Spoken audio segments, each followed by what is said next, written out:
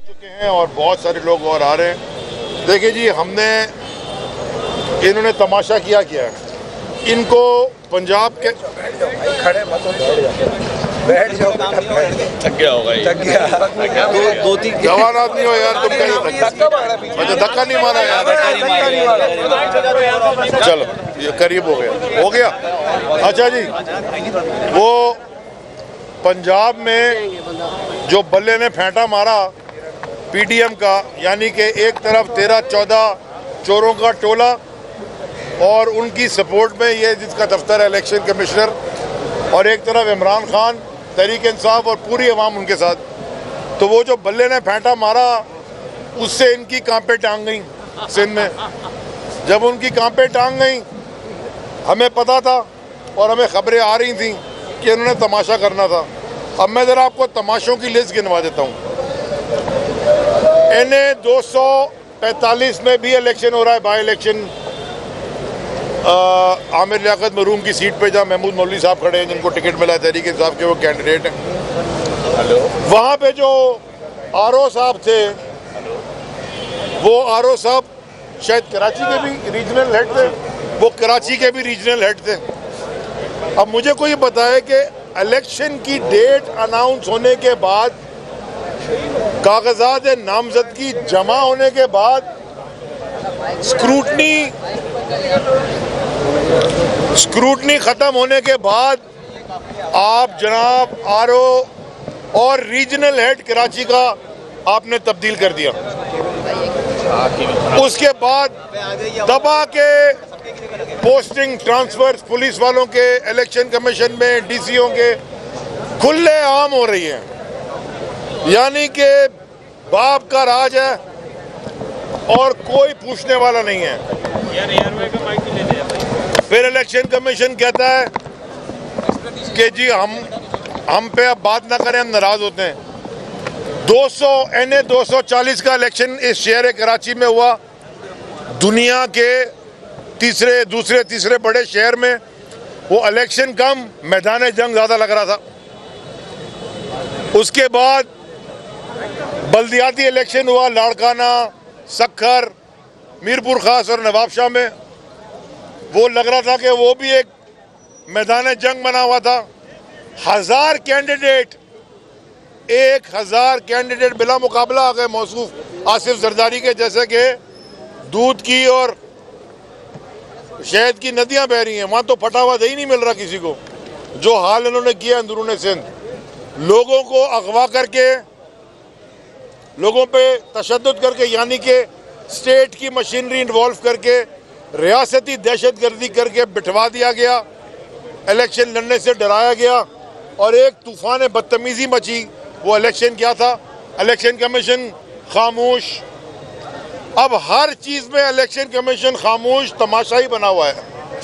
एक वीडियो आई सक्खर में एक रिटर्निंग ऑफिसर की, उसने कहा मैंने रिजल्ट और आपकी चैनल्स की स्क्रीन की जीनतें, ये सब चीज़ें चलती रही हैं, वॉर जोन भी चलता रहा है और ये वीडियो भी चली। उसने कहा जी यहाँ से पीटीआई जीत गई थी, रिजल्ट मैंने दे दिया, वो मुझे कह रहे हैं कि रिजल्ट तब्दील कर दो। भाई ये इलेक्शन हो रहा है या क्या हो रहा है तमाशा? हमें पता था, हमने इस दफ़ा दबा के तैयारी की और तहरीक इंसाफ हैदराबाद डिस्ट्रिक्ट की और कराची की सबसे बड़ी जमात बन के सामने आई। अल्हम्दुलिल्लाह इमरान खान के टाइगर्स खड़े हुए, उन्होंने ज़्यादा से ज़्यादा यूनियन काउंसिल्स भरी, यानी कि कराची में 246 यूनियन काउंसिल्स में से 241 पे तहरीक इंसाफ के उम्मीदवार खड़े हैं। इनको आ गया खौफ। मैं कल हैदराबाद गया था रात को, और जो जुनून और जज्बा हैदराबाद में मैंने देखा, मुझे ऐसा लगा मैं कराची से निकला ही नहीं हूँ। यानी कि वहाँ पे हर जगह पीटीआई थी, ना पतंग थी ना तीर था, पतंग कट गई और तीर टूटे हुए पड़े थे। वाह ये हाल था। इनको आ गया खौफ।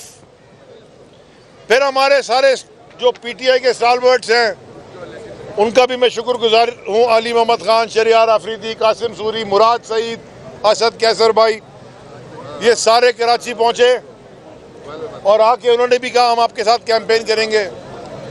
ये सारी चीज़ें देख के ये घबरा गए और उन्होंने बहाना बना लिया कि जी इलेक्शन पोस्टपोन करें, मुहर्रम। जब डेट अनाउंस की थी उस वक्त मुहर्रम याद नहीं था और तुम मुझे बता रहे हो मुहर्रम कब आना है? हाँ, उसके बाद कहते हैं जी बारिश होगी। ओ भाई, दुनिया भर में बारिश होती है क्या? सब चीज मुलतवी हो जाती है? कम मैं तो खड़ा हूँ। ईद के दिन बारिश थी, कुर्बानी हो रही थी कि ईद आगे कर देते? क्या बेकार की बातें हैं। लेकिन जो खतरनाक बात मैं आपको बताना चाहता हूँ, खतरनाक बात यह बताना चाहता हूँ, यार खुदा के वास्ते खामोश हो जाओ या बाहर चले जाओ। क्या कर रहे हो? नीचे करो। बारिश, ये सुने जो है, ये बहुत ब्रेकिंग न्यूज मैं आपको दे रहा हूं। जो ये बैलेट पेपर्स हैं और जो ये इलेक्शन का सामान है, ये सारा तो आरओज़ को पहुंचा दिया इन्होंने। अब मुझे बताएं कि उस बैलेट पेपर की सेफ्टी क्या रही जो इस इलेक्शन कमीशन के पोलिंग स्टाफ के पास पड़ा हुआ है। सारा मटेरियल वहां पड़ा हुआ है। और हैं कौन ये सिंध हुकूमत के जो लोग हैं लगाए हुए, कोई इसमें हेल्थ डिपार्टमेंट में इधर उधर डीसीज बने, मुख्तियार कार, इनके पास पड़ा हुआ है। ये तो सारे के सारे जरदारी माफिया के लोग हैं। स्टैम्प भी उनके पास पड़े हैं, बैलेट पेपर भी उनके पास पड़े हैं, बक्से भी और डिब्बे भी उनके पास पहुंचा दिए गए। अब कहते हैं 1 महीना इलेक्शन डिले, यानी कि 28 तारीख को करेंगे अगस्त की। क्यों इलेक्शन डिले किया जब इतनी सारी तैयारी हो गई थी और आपने बैलेट पेपर्स भी डिलीवर कर दिए और बाकी सारा इलेक्शन का सामान भी डिले कर दिया? इसका मतलब यह है कि दाल में कुछ काला नहीं है, पूरी दाल काली है। जैसे आसिफ जरदारी तुम्हारे करतूत काले हैं और सारा पैसा जो तुम्हारे पास है वो भी काला है, इसी तरह ये दाल भी काली है। यहाँ से पैसे सारे चोरी करके, सिंध की आवाम के पैसे चोरी करके, पहले सिंध हाउस में ज़मीर खरीदे और अब लाहौर बैठा है ज़मीनों के और ज़मीरों के सौदे कर रहा है। इस मुल्क में अगर कोई कोविड से भी बड़ी बीमारी है, उसका नाम है आसिफ अली जरदारी। और आसिफ जरदारी, तुम जो मर्जी कर लो, ये जो अवाम है सिंध की, ये अब तुम्हारा पीछा करेगी, तुम बच नहीं सकते। इंशाअल्लाह। खान साहब आज रात को 9 बजे कौम से खिताब कर रहे हैं। हम इलेक्शन कमीशन सिंध के सामने खड़े हुए हैं। हमारा सदर में हमारा एहतजाज जारी है।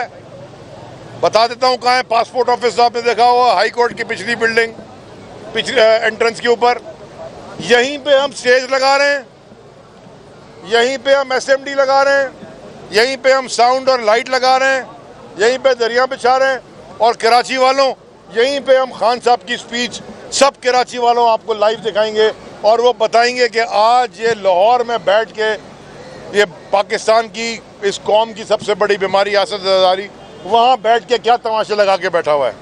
तो मैं आप सबको दावत देता हूँ, पूरे कराची के लोगों को दावत देता हूँ, ये आपका मैंडेट था। इस गंद में हम और नहीं रह सकते। ये हमारा जमहूरी हक है। बल्दियाती इलेक्शन 8 साल बाद होने जा रहा था। हैदराबाद वालों, दादू वालों, बदीन वालों, शजावल वालों, ठट्टा वालों, टंडो अलायार वालों, टंडो मोहम्मद खान वालों, मटियारी वालों, जो भी, चाहे एक कैंडिडेट खड़ा है, चाहे 400, 500, 800, 1000 खड़े हैं, जो भी कैंडिडेट खड़ा है, आपका जमहूरी हक ये चोरी कर रहे हैं अवाम का। मैं आखिर में दोबारा एक अनाउंसमेंट दोबारा कर दूं कि यहाँ खान साहब की तकरीर दिखाई जाएगी रात को 9 बजे लाइव। और दूसरा, मेरी एक आजिज़ाना, बल्कि गुजारिश तो नहीं कर रहा, भीख मांगता हूँ। क्यों? इलेक्शन जब आप अदालत में कोई कागज़ जमा कराते उसमें लिखे, उससे पूछते आपकी प्रेयर क्या है, तो प्रे को उर्दू में कहते हैं ना दुआ। दुआ तो अल्लाह से मांगते हैं, आपसे तो भीख ही मांग रहे हैं सुप्रीम कोर्ट ऑफ पाकिस्तान से। मैं वो वाला भिखारी नहीं हूँ शब क्राइम मिनिस्टर वाला क्या हम तो भिखारी हैं, we are beggars can't be choosers. मैं तो इंसाफ की भीख मांग रहा हूँ आलिया अदलिया से, आला अदलिया से। चीफ जस्टिस ऑफ पाकिस्तान आपसे, जो आप फैसले कर रहे हैं हमारे सर आंखों पे हम तस्लीम कर रहे हैं, लेकिन कुछ चीजें आपकी अदालत ने फंसी हुई है जिस पे फैसला नहीं हो रहा। सबसे बड़ा केस उसमें चीफ मुंशी का है। चीफ मुंशी पता कौन है ना? सीएम। वो जो चीफ मुंशी है आसिफ जरदारी का, जो यहाँ बैठा हुआ है, डुअल नेशनैलिटी का केस है। कैनेडियन नेशनैलिटी थी उसके पास, फैसल वाडा को आपने फारिग किया। ये कैसे बैठा है अभी तक? इसका केस क्यों नहीं सुन रहे आपकी अदालत में? मैं आपसे आज जाना तौर पे कह रहा हूँ, सुने केस तो सुने, फैसला जो मर्जी दे दें आप, हम सर आंखों में रख लेंगे। केस तो सुन ले। फरियाल तालपुर का केस लगा हुआ है ईसीपी में, ये 3 साल हो गए, प्रॉपर्टियां छुपाई हुई हैं उसने, अद्दीबाजी ने हमारी। ओ भाई वो भी सुन ले। शाजिया मरी साहिबा का केस लगा हुआ है जाली डिग्री का, वो हाई कोर्ट में लगा हुआ है इधर ही, उसकी डेट पे डेट लिए जा रहे हैं, वो भी सुन ले। देखिए जब इंसाफ इस तरह का होगा कि इनका हो गया, इनको मिल गया और इनको नहीं मिला, तो फिर जब आपको इस तरह का सेलेक्टिव जस्टिस होगा, जिस भी माशरे में सेलेक्टिव जस्टिस होता है वो माशरा पनपता नहीं है, वो माशरा तबाह हो जाता है, वो सोसाइटीज तबाह हो जाती हैं। साबिक चीफ जस्टिस ऑनरेबल गुलजार साहब की जजमेंट है कि आर्टिकल 148 कानून का, कॉन्स्टिट्यूशन का, उसके बगैर इलेक्शन, हम सुप्रीम कोर्ट में गए हुए हैं, इलेक्शन से पहले वो कराएं। हम इलेक्शन नहीं रोकना चाहते थे, लेकिन हम ये चाहते हैं कि चीफ जस्टिस साहब सुप्रीम कोर्ट की जो डिसीजन है, डायरेक्शन है सिंध हाई कोर्ट को, सिंध गवर्नमेंट को उसके ऊपर इम्प्लीमेंट कराएं, नहीं तो कंटेम्प्ट लगाएं इनके ऊपर।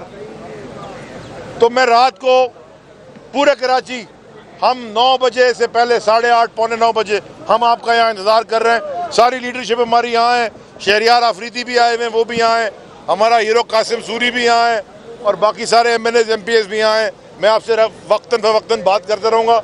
सारा कराची यहाँ पहुँचे, बहुत मेहरबानी।